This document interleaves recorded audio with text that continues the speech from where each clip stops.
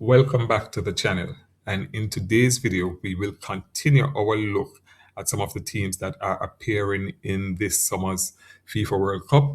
And in today's video we will have a look at the Dutch national team, or as some people would say, the Netherlands. The Netherlands national football team, commonly known as Orange because of their famous orange jerseys, is one of the most respected and influential teams in football history. This despite never winning the FIFA World Cup. The Dutch have produced some of the game's greatest players and revolutionized football with their legendary total football philosophy, starting in the 1970s. The Dutch became world famous during that decade of the 70s under coach Rinus Michels and superstar Johan Cruyff. Their fluid style of play, where players could interchange positions seamlessly, changed the sport forever and remains influential even today.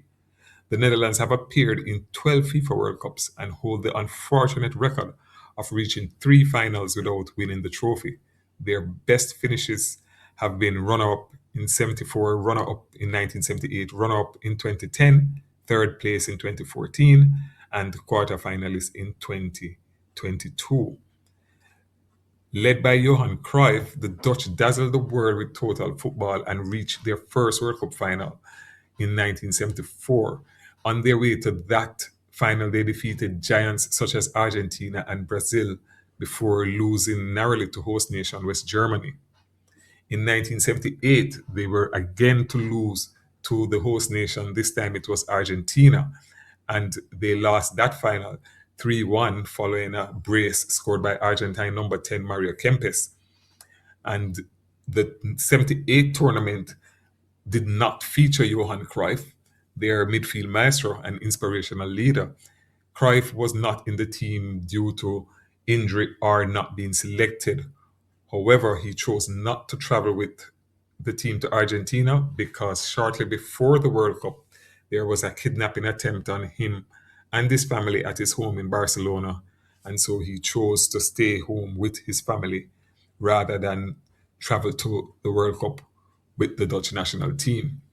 However, that defeat in Buenos Aires in 1978 basically saw the end of that first golden generation of Dutch players, and that was followed by a period of decline.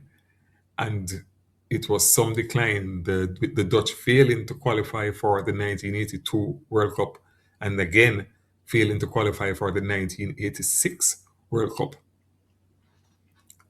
By 1988, however, this team had started to lift itself. And so a new set of stars began to take the stage.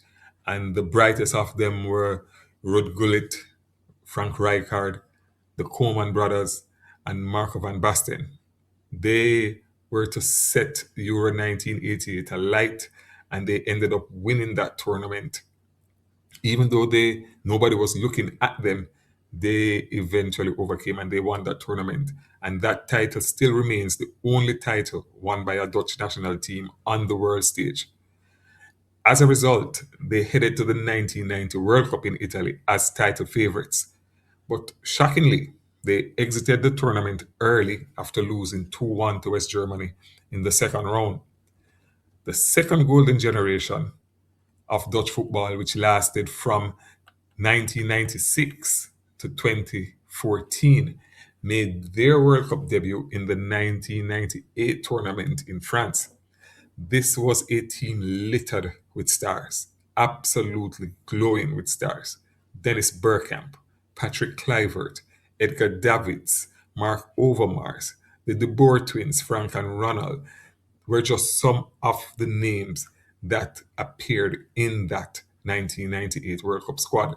They made it all the way to the semi-finals, where they fell to Brazil in a penalty shootout.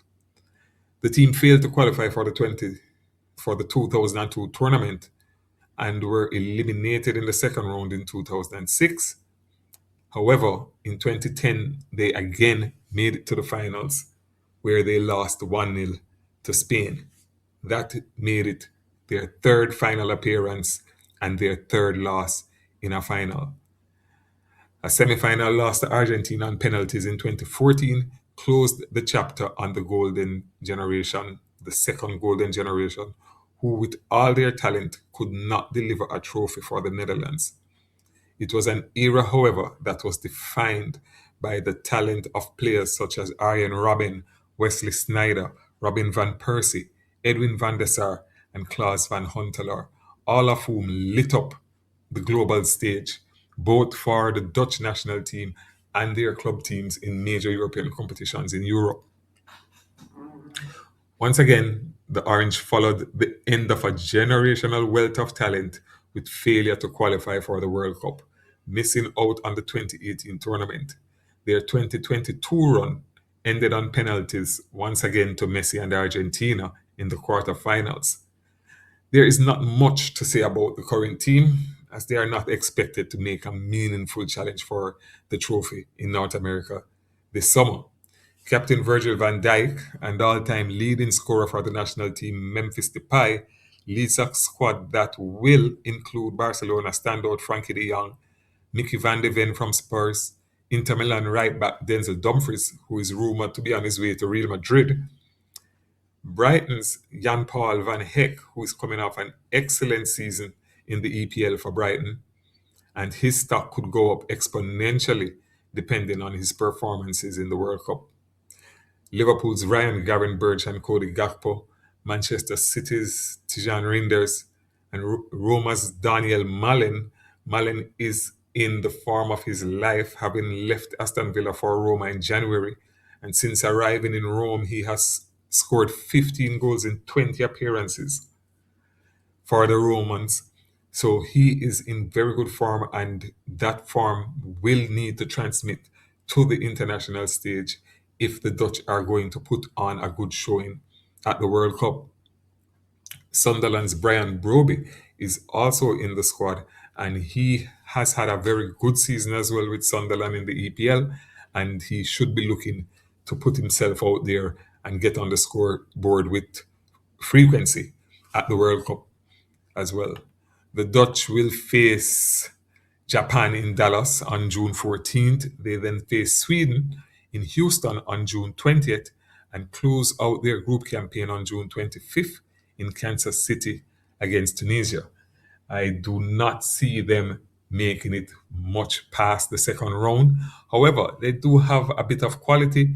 I just don't see that them as a team doing that well compared to some of the other teams who will be appearing in the tournament. And so, not expecting too much from the Dutch, but they may surprise us. One thing is for sure, it would be really heartbreaking if they were to reach the final and lose again. Let me know what you think about the Dutch chances in North America. And remember to like the video, subscribe to the channel, and see you next time. Keep playing.